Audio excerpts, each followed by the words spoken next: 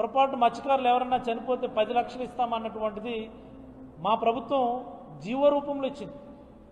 ఆ 10 లక్షల్లో 5 లక్షలు ఫిషరీస్ డిపార్ట్మెంట్ నుంచి వచ్చేది, మరొక 5 లక్షలు లేబర్ డిపార్ట్మెంట్ నుంచి వచ్చేది, అంటే వైఎస్ఆర్ బీమా నుంచి వచ్చేది.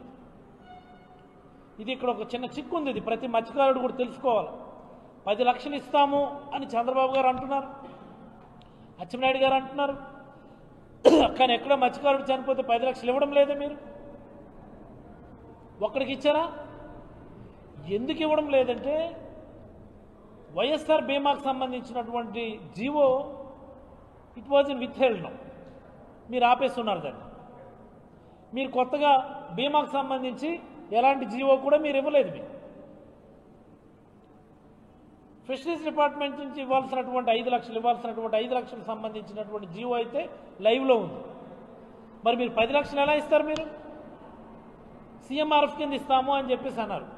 అంటే మత్స్యకారుడు చనిపోతే మీ దయాదాక్షిణ్యాల మీద ఇస్తారా? దయాదాక్షిణ్యాల మీద ఇవ్వడం ఏంటండి? మీరు జీవో ఇవ్వండి. మాకు 10 లక్షలు ఇస్తాము, ఈ 10 లక్షలు అనేది ఇదిగో ఈ రకంగా ఈ మాదిరి ఈ డిపార్ట్మెంట్ నుంచి 10 లక్షలు వస్తుంది అనేది మీరు జీవో రూపంలో ఇవ్వండి. మీరు ముందు వైఎస్ఆర్ బీమా ఆపేశారు, చంద్రన్న బీమా తెస్తామన్నారు, తెచ్చారా? చంద్రన్న బీమాకు సంబంధించి ఏమైనా గైడ్లైన్స్ ఇచ్చారా? చంద్రన్న బీమాకు సంబంధించి జీవో ఇచ్చారా? ఎంత పెద్ద అబద్ధం అది!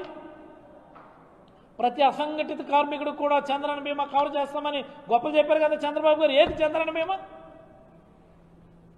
నోటికి ఏది వస్తే అది చెప్పి మీరు ముఖ్యమంత్రి అయ్యారు. మీకు తెలుసు ఆ రోజు చేతకాని హామీలు ఇస్తున్నాం, అలవి కానీ అమలు కానీ హామీలు ఇస్తున్నామని మీకు తెలుసు. మీకు అన్ని అబద్ధాలే. 14 లక్షల అప్పుల, 10 లక్షల అప్పుల. ఏది మరేం అసెంబ్లీలో మీరు 5.3 లక్షల కోట్లని చూపించారు. మీరు ఈరోజు అంటే 14 లక్షల కోట్లు, 10 లక్షల కోట్ల అప్పులని. ఏంది ఇది? నాకు అర్థం కాదు. జగన్మోహన్ రెడ్డి గారు ఆర్థిక విధ్వంసం చేస్తే మీరు 1 ఇయర్లో 1,50,000 కోట్ల అప్పు ఎలా చేయగలిగారు? ఎక్కడి నుంచి వచ్చింది? ఈ రాష్ట్రానికి ఆ క్యాపబిలిటీ ఉండేట్టుగా జగన్మోహన్ రెడ్డి గారు చేశారు కాబట్టి మీకు పరిపాలన చేతకాక 1,50,000 కోట్లు మీరు అప్పు తెచ్చారు. ఎవరి మీద బురద చల్లుతారు? ఈరోజు ప్రజలందరికీ అర్థమవుతున్నాయి, మేధావులందరూ కూడా గమనిస్తున్నారు. ముఖ్యంగా యువకులకి మీ మోసకారు మాటలు ఈరోజు అర్థమయ్యాయని ఈ సందర్భంగా తెలియజేస్తూ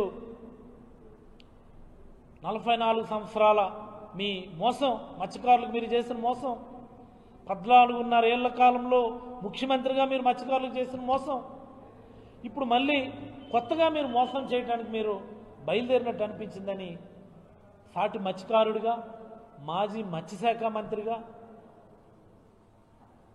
నేనైతే తెలియజేస్తూ సెలవు తీసుకుంటాను.